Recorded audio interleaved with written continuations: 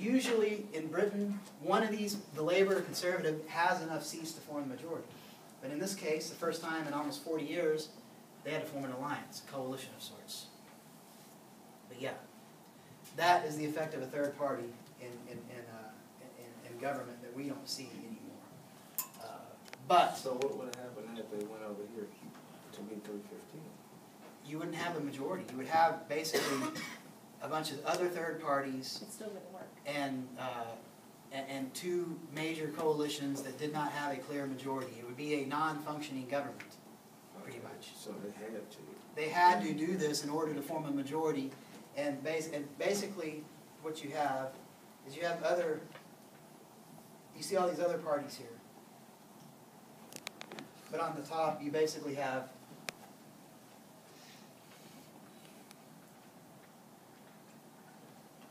Okay. Yeah. You see the bulk of it is within the three parties. The overwhelming majority is in the top two. So all of these other parties, were they to have aligned themselves with Labour, still would not have formed. It was math. It was math. It was strange bedfellows, but it was math. But nonetheless, at the end of the day, what are the regarding the party system in Britain? Multiple parties, but at the end of the day, what? Two. Yeah. Now, you go to Sweden. Yeah, basically, you have your labor inner city workers, industrial workers, and your, people in the suburbs of London rebelling against their conservative parents by voting Labour. Sound familiar? Yeah. Sweden. Now keep in mind, this is Sweden. The chamber of the Riksdag, which sounds a lot like Reichstag, which was, well, anyways, we'll leave that alone, I'm sure they're not racist at all in Sweden. But, you have first party, second party, third party. What's the six? Fourth, fifth, sixth, seventh, eighth. The top two parties, 60%, or about 61% of the total vote, just 61%. And then you have all the hodgepodge of other parties. Now keep in mind, this is Sweden. Imagine being within the Riksdag. Very cold, desolate, people questioning the meaning of existence and questioning God. Anyways, none of you probably have any familiarity with Swedish cinema, do you? No. All right. And anyway, let's get off of that. It's Sweden. But you have basically the top two parties ended up getting, almost the same votes. Now, you notice something here? Alliance. Red Greens, the Alliance. Very creative name. Name your alliance, the Alliance. Red Greens, the Alliance. Red Greens. The Alliance, Independent, Red Greens, the Alliance. Guess who won out? The Alliance. Basically, what you have is you have one independent coalition. 20 seats out of them all. Is very lonely group of people. But the rest of the parties form two different coalitions, multiple parties.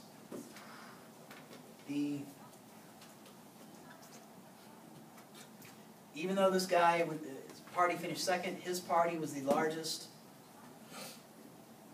in the alliance. Therefore, he became what? Prime Minister. He's the Prime Minister, the leader of the party, leader of the opposition. However, like Britain, more parties in Britain. However, at the end of the day, they all formed basically what? How many coalitions? Two coalitions, basically. But again, the thing about Prime Minister, both Sweden and Canada and in Britain, who elects a Prime Minister? Parliament elects him as the leader of the party. And if they... Huh? Congress, basically. The legal body. Who's the Riksdag? What's the Riksdag? It's the Swedish Parliament. Oh. It's like the German Parliament. It's called the Reichstag. Before they burned it, the Nazis burned it down. But and blamed it on the Jews. But anyways, yeah, Swedish Parliament. But basically, Prime Minister. The only people that elect him are wherever, for example.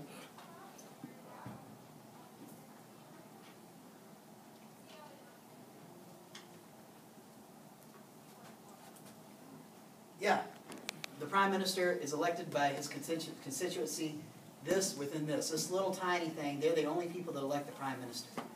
He then climbs his way up the ladder to the top of the party, and when his party takes control, he becomes prime minister. The only people that select him prime minister are the members of parliament, or the Riksdag, or the Reichstag. Would that be like the equivalent of Congress or the cabinet? Speaker of the House, but the Speaker of the House is not this. It's like I don't want to get too far into it because we talked about this more in Congress. But the Speaker of the House is not the prime minister.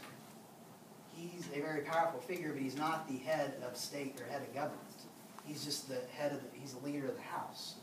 Wherein a parliamentary democracy such as the UK or Sweden, he'd be it. He's one of the, at least in the UK, one of the most powerful people in the Western world. And you know, the only people that have a say in it are Whitney and people of Whitney and Oxfordshire, a bunch of college people, obviously. But That little whole area's parliament? That little whole right spot is parliament? out of all the constituencies within all of England, this little one right here elected, that's where the prime minister's from.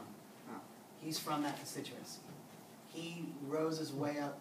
He went up through the ranks from this constituency. They probably changed it around a little bit. That's the same thing as like a state or a county. It's like a district. Like a district. A district, a congressional district. You work your way up there, and you know, next thing you know, the leader of the party, your party gets a majority.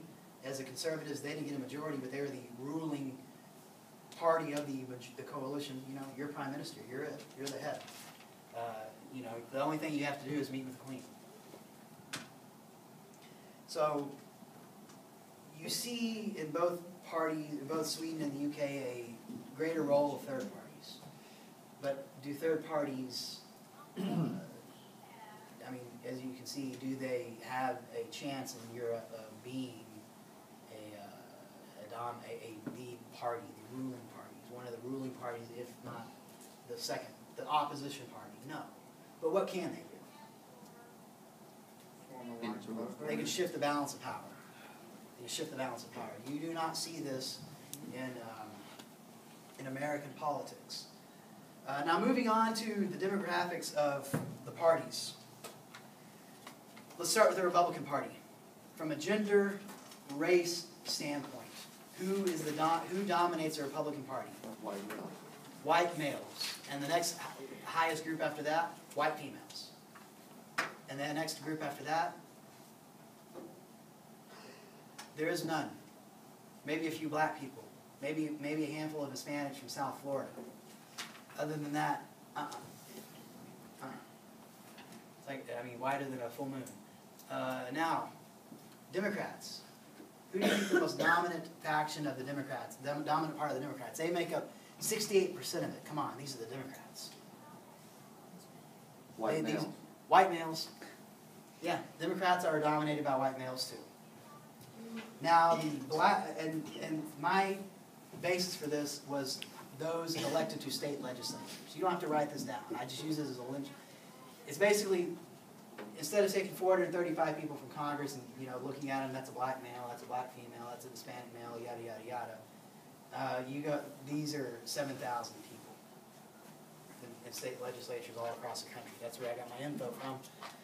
So, black males, how do you think those that are elected to state legislatures, what party do you think they're elected from? Democrat. Can anyone put a percentage on it? That's what I was gonna say. No. What percentage of black males elected to a state? 99.5%. So what? 99.5% of black males elected to state legislatures So are are they? Democrats. Oh. So like the Republicans, white males and white females dominate, then what dominates the Democrats? White males. White males. But the white males dominate, this is not a word problem, I'm not trying to confuse. White males dominate the Democratic Party, yes. However, if you're going to look for a significant minority representation in either party, it's going to be in the Democrats. Does that make sense? It's going to be a minority within the Democrats, but that's where you're going to find them. You are not going to get very far as a black Republican in your own community.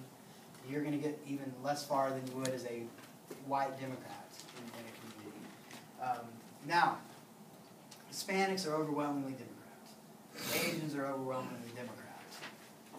Women are not overwhelmingly, they favor Democrats. Now, can you guess which group, which demographic is split down the middle almost 50-50 between Democrats and Republicans? No, the white males are mainly Republican. No. White females. They lean ever so slightly Democrat. White females.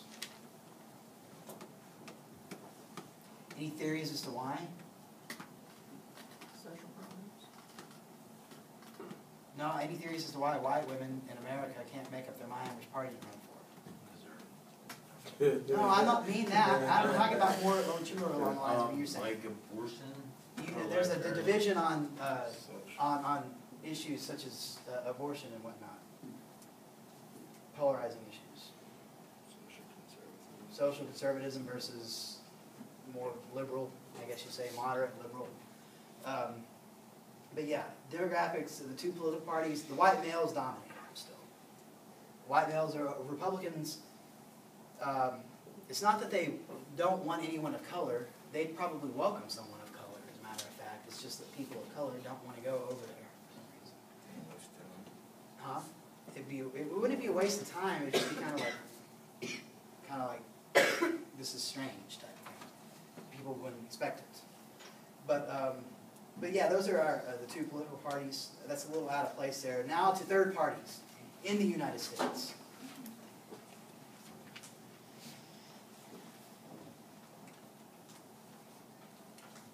The main third party is Libertarian Party, the Green Party, the Socialist Party, USA.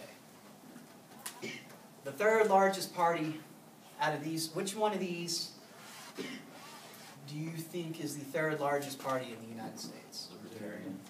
The one you hear about the most. Why Libertarian and why not Greens?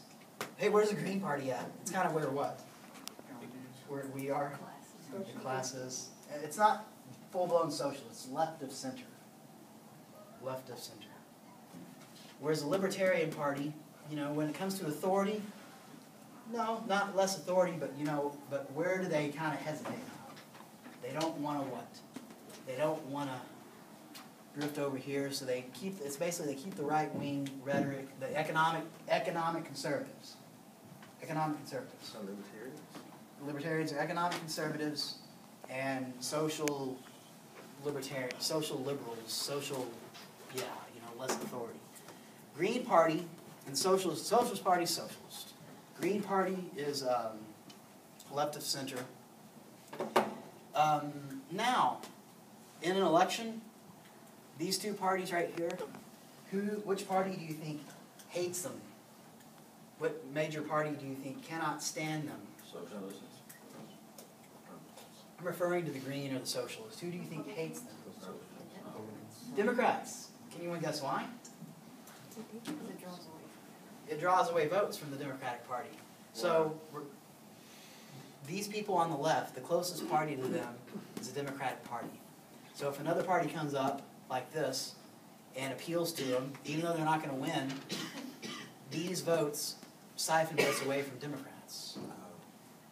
Whereas, what do you think the relationship between the Republican Party is and the Green and the Socialist Party? It's a financial relationship. The Republican Party gives money to both of these parties to siphon votes away from the Democratic Party. Whereas the Democratic Party is not as tight by any means because some libertarians vote Democrat. But yeah, Socialists, they love that Republican money. Green Party, they love that Republican money. Which brings us to the Green Party and Ralph Nader in the 2000 presidential election. Anyone know what happened there? Other than Bush stole the election, yeah. In Florida. Ralph Nader, supposedly, and he did, and if everyone that would have voted for Nader voted for Gore, that would have been it. Gore would have won the presidency. But anyways, that was an example of how the Green Party siphoned votes away